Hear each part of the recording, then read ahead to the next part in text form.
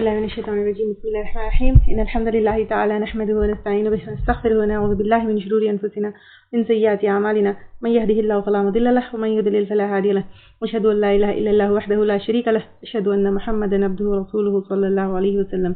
تمام تعریفیں اللہ کے لیے ہیں، اس کی تعریف کرتے ہیں اور اسے مدد اور معافی طلب کرتے ہیں. ہم پناہ مانگتے ہیں اللہ عز و جل کی خود کی برائیوں سے، تمام برے کاموں سے. اسے بھی اللہ کی ہدایت ملے، اسے کوئی گمراہ نہیں کر سکتا. اسے اللہ نے گمراہ کیا، اسے کوئی ہدایت نہیں دے سکتا. ہم گواہی دیتے ہیں کہ عبادت کا حقدار صرف اللہ ہے اور کوئی اس کا شریک نہیں. گواہی دیتے ہیں کہ محمد صلی اللہ علیہ وسلم اللہ تعالیٰ کے بندے اور رسول ہیں. اللہ اپنی سلامتی بھیجے اپنے آخری نبی پر، ان کے اہل ویال پر، ان کے صحابہ پر. السلام علیکم ورحمۃ اللہ وبرکاتہ. جو بھی حق میں آپ لوگوں کے سامنے پیش کروں اللہ تعالیٰ کی طرف سے، اور اگر مجھ سے کوئی غلطی یا کوتاہی ہو جائے تو میری طرف سے اور شیطان کی طرف سے. سورۃ التوبہ چل رہا تھا، آیت نمبر 117. لقد البتہ تحقیق، تاب اللہ مہربان ہوا اللہ تعالیٰ، علی النبی اوپر نبی کے، والمہاجرین اور مہاجرین کے، یعنی جنہوں نے اپنا گھر بار فیملی سب چھوڑ کر مدینہ ہجرت کی ان کے، والانصار اور انصار کے، یعنی جنہوں نے مہاجرین کی مدد کی اور مدینے میں ان کو ویلکم کیا.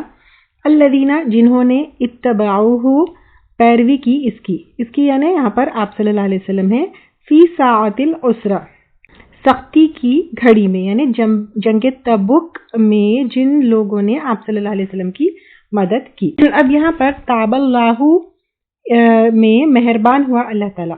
تابہ توبہ سے ہی ہے، اس کا اور توبہ کا روٹ ایک ہی ہے اور یہ سیم ورڈ ہے. توبہ کا مطلب کیا ہوتا ہے؟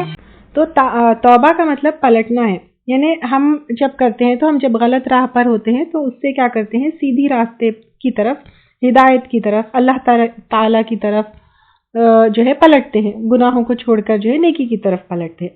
تو یہاں پر تاب اللہ آیا ہے، تو جب اللہ تعالیٰ کے ساتھ توبہ کا ورڈ آتا ہے تو اللہ تعالیٰ کا توبہ قبول کرنا، اللہ تعالیٰ کا مہربان ہونا، یہ جو ہے اس کے معنی آتے ہیں.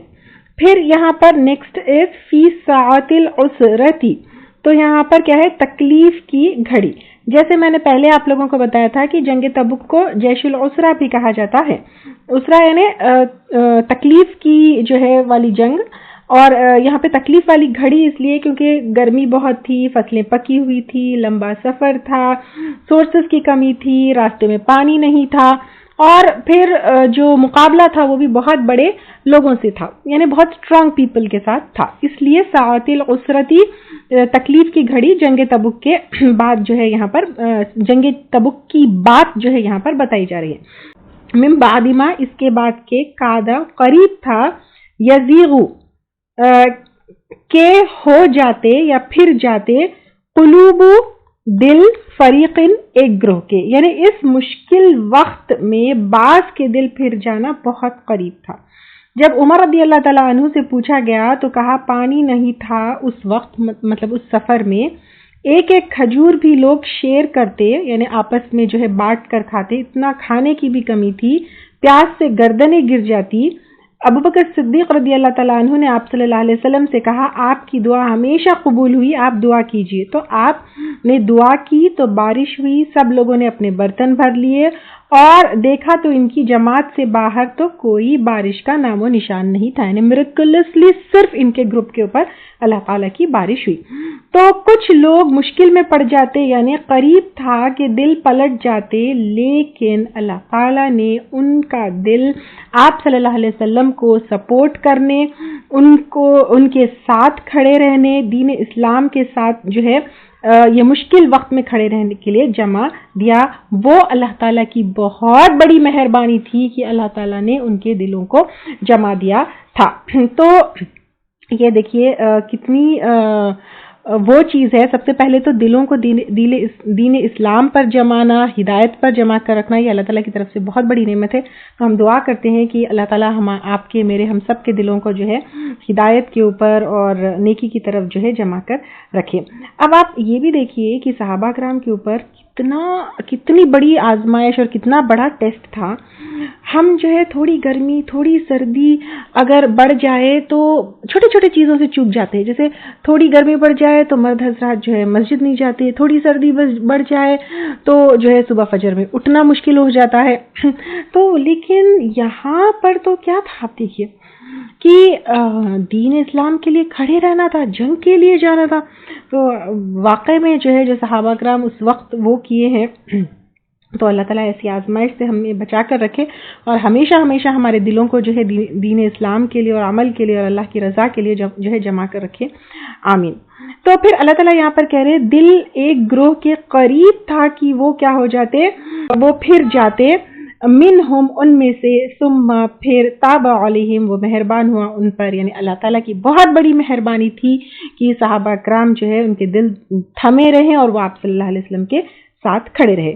انہو بے شک وہ، بہم ساتھ ان کے، رؤوفم شفقت کرنے والا ہے. یعنی یہاں پر رحیم مہربان ہے. رحیم کا مطلب دیکھیں، رحمان کا مطلب فائدہ پہنچانا ہے، رحیم کا مطلب بھی جو ہے اس میں بھی اللہ تعالیٰ جو ہے فائدہ ہم کو پہنچاتے ہیں، اور رؤوف کا مطلب تکلیف سے بچانے والا جو ہے.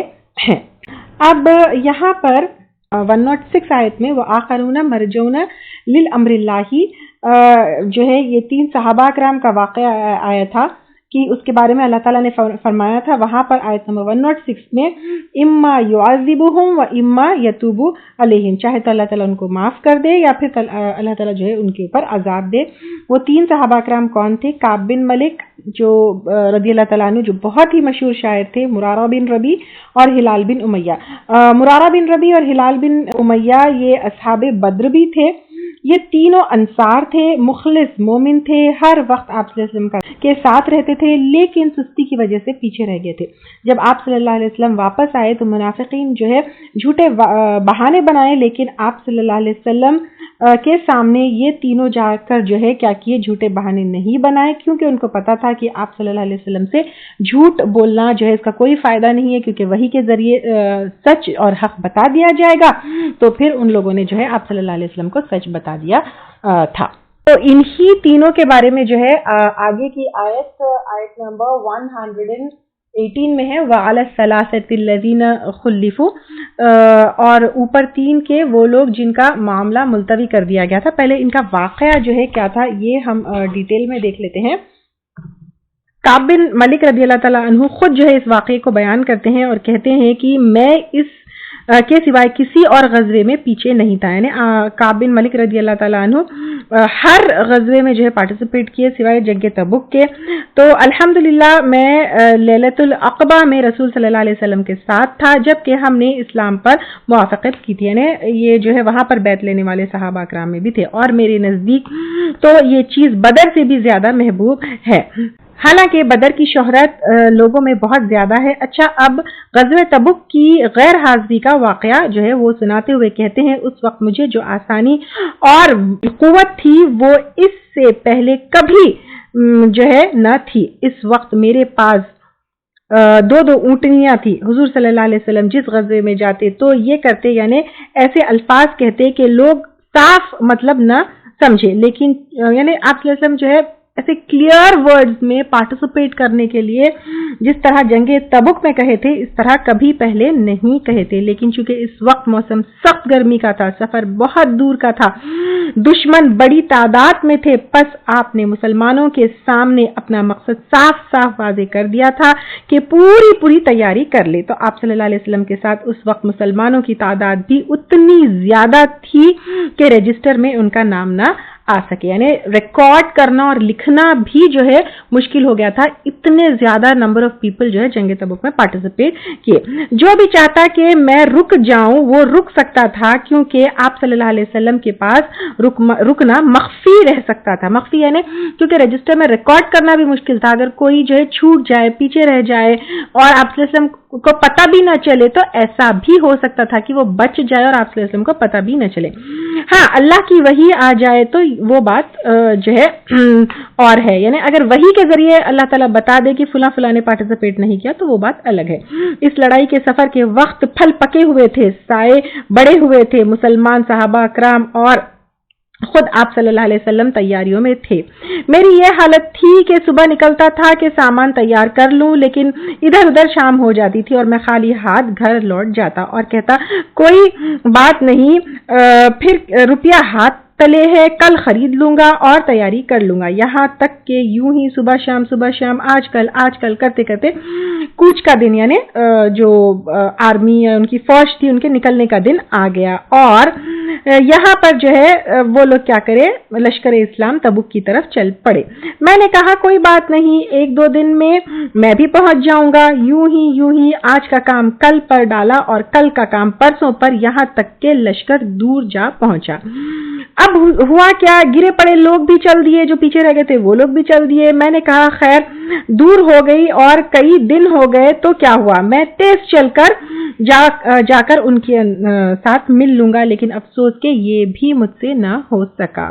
تو اب ارادوں میں وہ پیچھے رہ گئے، یعنی وہ اپنا واقعہ خود سناتے ہوئے کہتے ہیں ارادوں میں میں پیچھے رہ گیا۔ اب تو یہ حالت تھی کہ میں بازاروں میں نکلتا تو مجھے سوائے منافقین اور بیمار لوگوں کے، لنگڑے، اندھے، مریضوں، معذور لوگوں کے اور کوئی نظر نہیں آتا، کیونکہ باقی سب تو کیا ہوا تھا، جنگ تبوک میں پارٹیسپیٹ کرنے کے لیے چلے گئے تھے۔ رسول اللہ صلی اللہ علیہ وسلم تبوک پہنچ کر مجھے یاد فرمایا کہ کعب بن مالک نے کیا کیا۔ اس پر بنو سلمہ کے ایک شخص نے کہا اسے تو اچھے کپڑوں اور جسم کی راحت رسانی نے روک رکھا ہے۔ یہ سن کر حضرت معاذ بن جبل نے فرمایا آپ یہ درست نہیں فرما رہے ہیں یا رسول صلی اللہ علیہ وسلم، ہمارا خیال تو کعب کی نسبت بہترین ہے، یعنی وہ اچھے لوگوں میں سے تھے، اچھے صحابہ کرام میں سے تھے، تو ان کے بارے میں جو ہے برا اس طرح سوچنا درست نہیں ہے، انہوں نے کہا۔ حضرت صلی اللہ علیہ وسلم خاموش رہے۔ جب مجھے معلوم ہوا کہ اب آپ لوٹ رہے ہیں تو میرا جی بہت ہی گھبرایا اور میں ہیلے بہانے سوچنے لگا کہ یوں بہانہ بنا کر حضور صلی اللہ علیہ وسلم کے غصے سے نکل جاؤں گا، اپنے والوں سے بھی رائے ملا لوں گا، یہاں تک کہ مجھے معلوم ہوا کہ آپ صلی اللہ علیہ وسلم مدینہ تشریف لے آئے تو میرے دل سے باطل اور جھوٹ بالکل الگ ہو گیا، اور میں نے سمجھ لیا کہ جھوٹے ہیلے مجھے نجات نہیں دلا سکتے، سچ ہی کا آخر بول بالا رہتا ہے۔ پس میں نے پختہ ارادہ کر لیا کہ جھوٹ بالکل نہیں بولوں گا، صاف سچ بات کہہ دوں گا۔ آپ خیر تشریف لے کر آئے، حسب عادت پہلے مسجد میں آئے، 2 رکعت نماز ادا کی، اور میں کیا ہو گیا وہاں پر بیٹھا تھا۔ اسی وقت جہاد میں شرکت نہ کرنے والے آنے لگے اور عذر معذرتیں ہیلے بہانے کرنے لگے۔ یہ لوگ 80 سے کچھ اوپر تھے۔ آپ نے ان کی باتیں سنی اور اندرونی حالت پر جو ہے کوئی بات نہیں کہی اور باقی سب کچھ اللہ کے سپرد کر دیا اور ظاہری باتوں کو قبول فرما کر ان کے لیے استغفار کرتے۔ میں بھی حاضر ہوا اور سلام کیا۔ آپ نے غصے کے ساتھ تبسم فرمایا، غصے کی ایک جو ہے اسمائل ان کی طرف دی اور مجھے اپنے پاس بلایا۔ میں قریب آ کر بیٹھا۔ آپ نے فرمایا تم کیسے رک گئے، تم نے تو سواری بھی خرید لی تھی۔ میں نے کہا یا رسول اللہ صلی اللہ علیہ وسلم، اگر آپ کے سوائے کسی اور کے پاس میں بیٹھا ہوا ہوتا تو میں کیا کرتا، 20 باتیں بنا لیتا۔ بولنے میں اور باتیں بنانے میں میں کسی سے پیچھے نہیں ہوں، کیونکہ تھے کون وہ شاعر، اور شاعروں کی باتیں کیسے ہوتی ہیں ہم سب کو معلوم ہے۔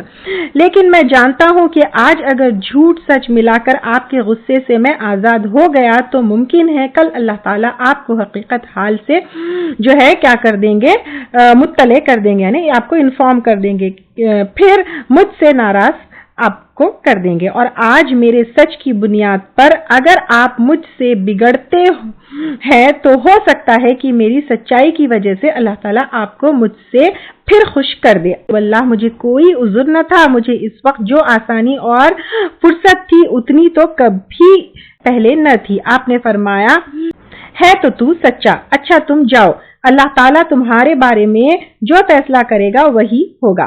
میں کھڑا ہو گیا، بنو سلمہ کے چند شخص بھی میرے ساتھ ہی اٹھے اور ساتھ ہی چلے اور مجھ سے کہنے لگے اس سے پہلے تو تم سے کبھی کوئی اس قسم کی خطا نہیں ہوئی تھی، لیکن تعجب ہے کہ تم نے کوئی عذر معذرتیں پیش نہیں کی جیسے کہ اوروں نے کی۔ پھر آپ صلی اللہ علیہ وسلم تمہارے لیے استغفار کرتے تو تمہیں تو یہ کافی تھا، یعنی جس طرح لوگ آئے بہانے پیش کیے، آپ صلی اللہ علیہ وسلم نے استغفار جو ہے وہ کیا اور وہ لوگ بری ذمہ ہو گئے یا پھر اس چیز سے جو ہے نکل پڑے. تو الگ کچھ اسی طرح یہ لوگ میرے پیچھے پڑ گئے کہ مجھے خیال آنے لگا کہ پھر واپس جاؤں اور آپ صلی اللہ علیہ وسلم کے سامنے اپنی پہلی بات کو جھٹلا کر کوئی ہیلا غلط سلط جو ہے میں بھی پیش کر دوں. پھر میں نے پوچھا کیوں جی کوئی اور بھی میرے جیسا اس معاملے میں اور ہے؟ انہوں نے کہا ہاں 2 شخص اور ہے اور انہیں بھی وہی جواب ملا جو تمہیں ملا. یعنی آپ صلی اللہ علیہ وسلم نے استغفار نہیں کیا، بس جانے کے لیے کہا اور تو ان کو بھی یہی کہا. میں نے کہا وہ کون کون ہے؟ انہوں نے جواب دیا مرارہ بن ربیع اور ہلال بن امیہ. یہ 2 اور صحابہ اکرام تھے کعب بن ملک رضی اللہ تعالیٰ عنہ کے ساتھ، جو جا کر جو ہے سچ بتائے اور ان کا معاملہ بھی جو ہے ملتوی کر دیا. ان دونوں صالح اور نیک بدری صحابیوں کا نام جب میں نے سنا تو مجھے پورا اطمینان ہو گیا اور میں گھر چلا گیا کہ انہیں لگا کہ میں اکیلا نہیں ہوں، میرے ساتھ اور بھی 2 صحابہ اکرام ہیں جو جنگ بدر میں پارٹیسپیٹ کیے تھے. آپ صلی اللہ علیہ وسلم نے ہم تینوں سے کلام کرنے سے مسلمانوں کو روک دیا تھا، یعنی سب کو کہہ دیا تھا کہ اب تینوں کو بائیکاٹ کرنا ہے اور تینوں سے بات نہیں کرنا ہے. لوگ ہم سے الگ ہو گئے، کوئی ہم سے بولتا چالتا نہ تھا، یہاں تک کہ مجھے تو اپنا وطن پردیس معلوم ہونے لگا، گویا میں یہاں کی کسی چیز سے واقف ہی نہیں ہوں. تو اب یہاں پر جو ہے ایسے لگنے لگا کوئی ان سے بات نہیں کرتے تو بالکل ایک پرائے دیش میں ہے ایسے لگتا تھا. 50 راتیں ہم پر اسی طرح گزر گئی. وہ دونوں بدری بزرگ تو تھک ہار کر اپنے اپنے مکانوں میں بیٹھ رہے تھے، باہر اندر آنا جانا بھی انہوں نے چھوڑ دیا تھا. میں ذرا زیادہ آنے جانے والا اور تیز طبیعت والا تھا، نہ میں نے مسجد جانا چھوڑا نہ بازاروں میں جانا آنا جو ہے چھوڑا.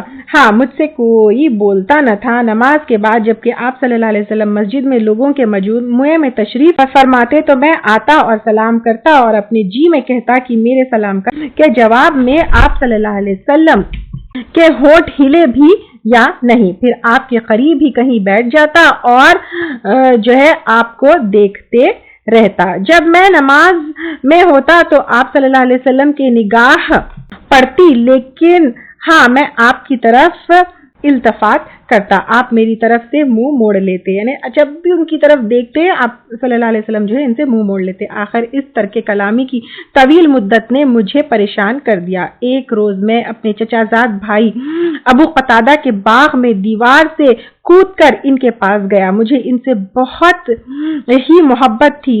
میں نے سلام کیا واللہ انہوں نے جواب نہ دیا. میں نے کہا ابو قتادہ تجھے اللہ کی قسم کیا تو نہیں جانتا کہ میں اللہ رسول سے محبت رکھتا ہوں؟ اس نے خاموشی اختیار کی. میں نے دوبارہ انہیں قسم دی اور پوچھا، وہ پھر بھی خاموش رہے. میں نے پھر انہیں قسم دے کر یہی سوال کیا، اس کے جواب میں بھی وہ خاموش رہے اور فرمایا اللہ اور اس کے رسول صلی اللہ علیہ وسلم کو زیادہ علم ہے. اب تو میں اپنے دل کو نہ روک سکا. میرے دونوں آنکھوں سے آنسو بہنے لگے اور بہت ہی غمگین ہو کر میں پھر دیوار پر چڑھ کر باہر نکل گیا.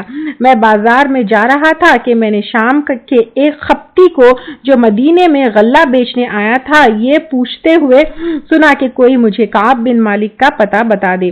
لوگوں نے اسے میری طرف اشارہ کر کے بتا دیا. وہ میرے پاس آیا اور مجھے شاہ غسان کا خط دیا. میں لکھا پڑھا تو تھا ہی. میں نے پڑھا تو اس میں لکھا تھا کہ ہمیں معلوم ہوا ہے کہ تمہارے سردار نے تم پر ظلم کیا، تو تم تو کوئی ایسے گرے پڑے آدمی نہیں ہو، تم یہاں دربار میں چلے آؤ، ہم ہر طرح کی خدمت گزاریوں کے لیے تیار ہیں. میں نے اپنے دل میں سوچا کہ یہ ایک اور مصیبت اللہ تعالیٰ کی آزمائش ہے. میں نے تو جا کر چولہے میں اس ورقے کو جلا دیا. یعنی ان کو آپ صلی اللہ علیہ وسلم کے دشمنوں سے انویٹیشن بھی آنے لگے کہ آ جاؤ ان کے ساتھ مل جاؤ. 40 راتیں تب گزر چکی تو میں نے دیکھا کہ رسول صلی اللہ علیہ وسلم کا قاصد میرے پاس آ رہا ہے. اس نے آ کر آپ کا پیغام پہنچایا کہ تم اپنی بیوی سے علیحدہ رہو. میں نے پوچھا یعنی کیا طلاق دے دوں یا کیا کروں؟ اس نے کہا نہیں طلاق نہ دو، لیکن اس मुझसे मिलो जुलो नहीं। मेरे दोनों साथियों के पास भी यही पैगाम पहुंचा। मैंने तो अपनी बीवी से कह दिया कि तुम अपने मैके चली जाओ और वहीं रहो जब तक कि अल्लाह ताला इस मामले का फैसला ना कर दे। हजरत हिलाल बिन उमैया की बीवी ने कर रसूल सल्लल्लाहु अलैहि वसल्लम से कहा कि मेरे खाविंद बहुत बूढ़े हैं, कमजोर भी है और घर में कोई खाविंद भी नहीं है। अगर आप इजाजत दे तो मैं इनका कामकाज कर दिया करूंगी। तो आप सल्लल्लाहु अलैहि वसल्लम ने हुक्म दे दिया, इसमें कोई हर्ज नहीं, लेकिन तुम उससे मिलना नहीं। यानी बीवियों से भी अब 49 डेज के बाद अलग होने का हुक्म दे दिया। उन्होंने कहा, वल्लाह मैं तो हरकत की कुव्वत ही नहीं, और जब से ये बात पैदा हुई है तब से लेकर आज तक इनके आंसू थमे ही नहीं। मुझसे भी मेरे बाज दोस्तों ने कहा कि तुम भी उतनी इजाजत तो हासिल कर लो जितनी हजरत हिलाल के लिए मिली, लेकिन मैंने जवाब दिया कि मैं इस बारे में आप सल्लल्लाहु अलैहि वसल्लम से कुछ नहीं कहूंगा। अल्लाह जाने आप जवाब में क्या इरशाद फरमाएंगे। जाहिर है कि वो बूढ़े हैं आदमी है और मैं जवान हूँ। 10 दिन इस बात पर भी गुजर गए और हमसे सलाम कलाम बंद होने की पूरे 50 रातें गुजर चुकी। इस 50वीं रात को सुबह की नमाज मैंने अपने घर की छत पर अदा की। कौन? काब बिन मलिक रज़ियल्लाहु तआला अन्हु कहते हैं कि मैंने सुबह की नमाज अपने घर के छत पर अदा की और मैं दिल बर्दाश्ता, हैरान व परेशान इसी हालत में बैठा हुआ था जिसका नक्शा कुरान करीम ने खींचा है कि अपने जान से तंग था। यानी जिस तरह कुरान शरीफ में जो है यहाँ पर इस आयत में आगे भी बता दिया है कि इज़ा दाक़त अलैहिमिल अर्दु, जमीन जो है उनके ऊपर तंग हो गई। तो इंशाल्लाह भी वो आयत हम लेंगे। तो जमीन बावजूद अपनी कुशादगी के मुझ पर तंग थी कि मेरे कान में जो है सुलह पहाड़ी पर से किसी की आवाज आई कि वो बा आवाज बुलंद कह रहा था कि ए काब बिन मालिक खुश हो जा।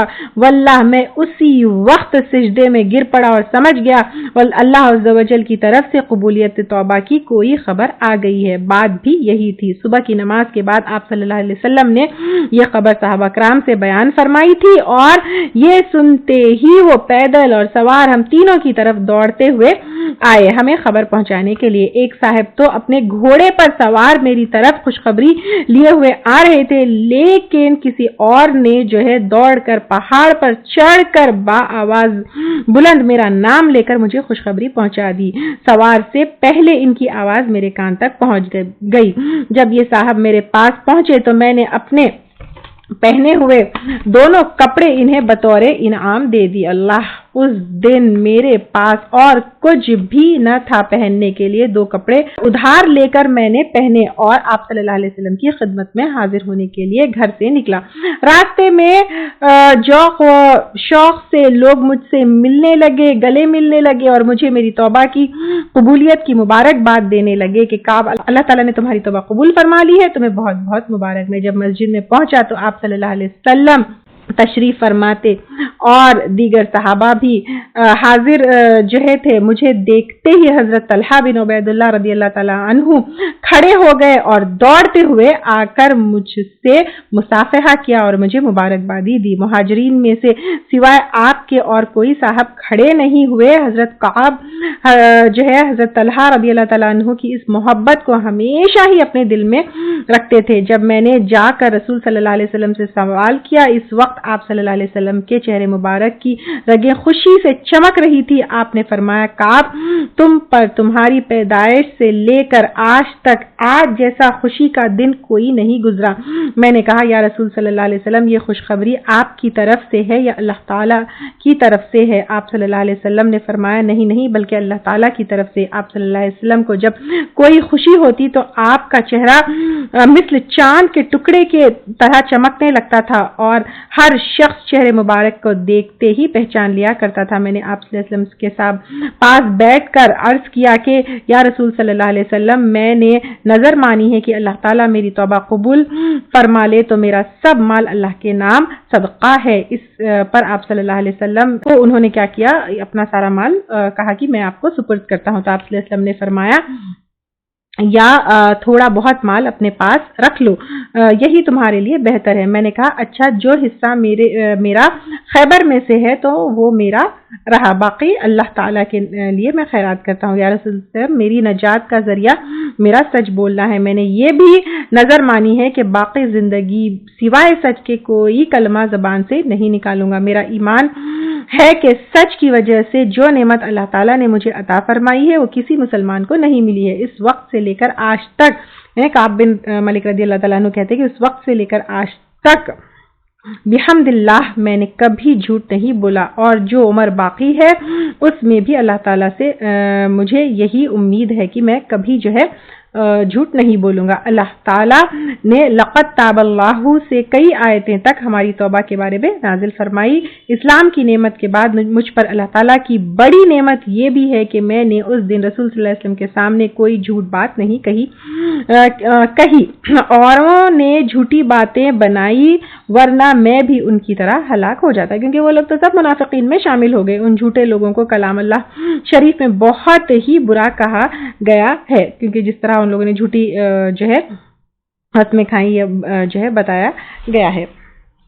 تو ابھی انہی تینوں جو ہے صحابہ کرام کے بارے میں، وعلی الثلاثتی، اور اوپر تین کے، الذین وہ لوگ، خلفوا جن کا معاملہ ملتوی کر دیا گیا، حتیٰ یہاں تک کہ اذا ضاقت جب تنگ ہو گئی، علیہم الارض ان پر زمین، یعنی کوئی بات نہیں کر رہا تھا، کوئی اپنے قریب نہیں آنے دیتا تھا، ہر کوئی ان کے لیے، ان تینوں کے لیے اپنے گھر بند کر دیے تھے، بما رحبت بوجہ اس کے کہ وہ کھلی تھی، یعنی زمین وسیع ہونے کے باوجود، کھلی ہونے کے باوجود، وضاقت اور تنگ ہو گئی، علیہم ان پر، انفسہم ان کے نفس، یعنی گلٹ کی وجہ سے ان کے نفس بھی ان کے اوپر تنگ ہو گئے، وظنوا اور انہوں نے جان لیا، اللہ کے نہیں، ملجأ کوئی جائے پناہ، من اللہ اللہ سے، الا مگر الیہ اس کی طرف، یعنی اللہ کی سوائے کوئی پروٹیکشن کی جگہ نہیں ہے، کہیں اور جایا نہیں جا سکتا ہے۔